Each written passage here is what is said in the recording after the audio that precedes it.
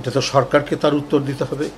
আমরা প্রথম থেকেই বলে এসেছি আইনি প্রক্রিয়ায় যেটা উপযুক্ত মনে করবে সরকার সেটা তারা ব্যবস্থা গ্রহণ করবেন এবং এইটা আওয়ামী লীগ সচল থাকবে না নিষিদ্ধ থাকবে, তাদের যে কার্যক্রমে যে স্থগিত আছে এটা কতদিন থাকবে না থাকবে সম্পূর্ণ দায়িত্ব হচ্ছে সরকার।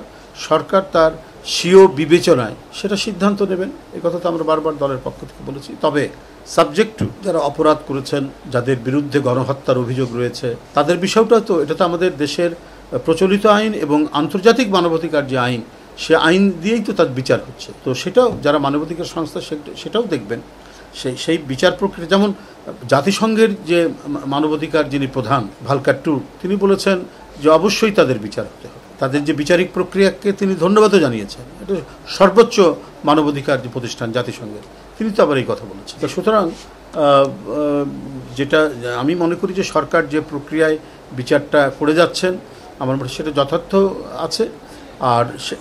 আর যে 6টি মানবাধিকার সংস্থা আমি নিজেও দেখেছি, ওটা আওয়ামী লীগের কার্যক্রম নিয়ে। আর আওয়ামী লীগ যে স্থগিত দেশ থাকবে কি থাকবে না এটার উপরে বলেছেন যে তাদের থাকতে দেওয়া উচিত। এটা সরকারের দায়িত্ব, সরকার কি বিবেচনা করবেন সরকার সে পদক্ষেপ নেবে না, এটা কোনো সংশয় থাকবে না। মানুষ প্রকৃতপক্ষেই একটা অবাধ সুষ্ঠু নির্বাচন, সেই নির্বাচনে অংশগ্রহণ করতে পারবে সামনের যে জাতীয় সংসদ নির্বাচন। এই কারণে যারা সরকার তারা কোনো পার্টি না, একটি পার্টির অধীনে নির্বাচন হচ্ছে না। এই কারণে জনগণের মধ্যে একটা আস্থা তৈরি হয়েছে যে অন্তর্বর্তীকালীন যে সরকার তাদের অধীনে যে নির্বাচন, সেই নির্বাচন যেহেতু সরকার কোনো পার্টিজন নয়, অতএব সেই নির্বাচন অবাধ ও সুষ্ঠু হবে। তো সেই ক্ষেত্রে কোনো ধরনের ব্যত্যয় ঘটবে না এবং মানুষ স্বতঃস্ফূর্তভাবে সেই নির্বাচনে গিয়ে তারা ভোট দিবে। আর এই সমস্ত ছোটোখাটো যে বিষয়গুলি বিভিন্ন সময় হয়, এদেশে যে হয় না, উপমহাদেশেই এটা হয়। তো আমরা মনে হয় যে এইটা নিজ নিজ দল এই বিষয়টি করবে, তারা এতে দৃষ্টি দেবে। আমরা আমাদের দলের যারা নেতাকর্মীদেরকে আমরা যে কোনো উস্কানির মুখে শান্ত থাকতে বলেছি, তারা কোনো ধরনের এতে যাবেন না। এবং অন্য যে রাজনৈতিক দল আপনি যাদের নাম বললেন তাদেরকেও সেই দায়িত্বটি পালন করতে হবে। তারা যদি মনে করেন যে আমরা একেবারে সব পেয়ে গেছি এবং সব পেয়ে যাব, তো এই জিনিসটি করলে তাদের শুধু ভুলই হবে না, এটা আত্মঘাতী হবে তাদের মধ্যে। তো সুতরাং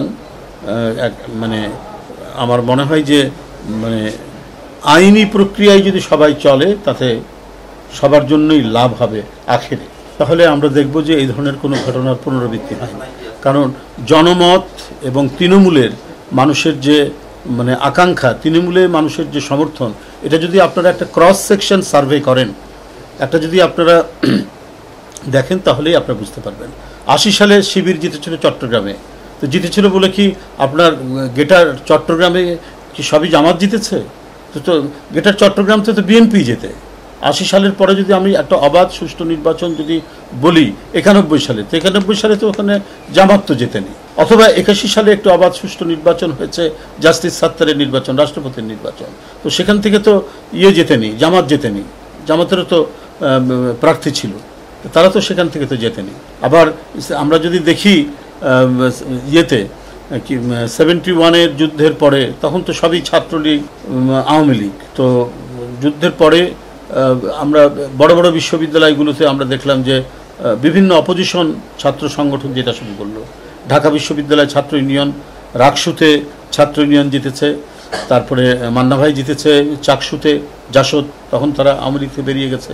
তো 73 নির্বাচনে কি কমিউনিস্ট পার্টি জিতেছে নাকি? না, জাসদ জিতেছে।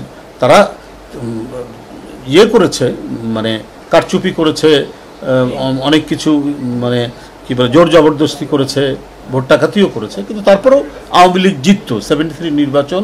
ওগুলো না করলে খন্দকার মুস্তাকের ব্যালট বাক্স হেলিকপ্টার করে নিয়ে আসা, জলিলের ব্যালট বাক্স হেলিকপ্টার করে ঢাকায় নিয়ে আসা, এগুলো না করলেও হয়তো আওয়ামী লীগ ওই সময় জিততো।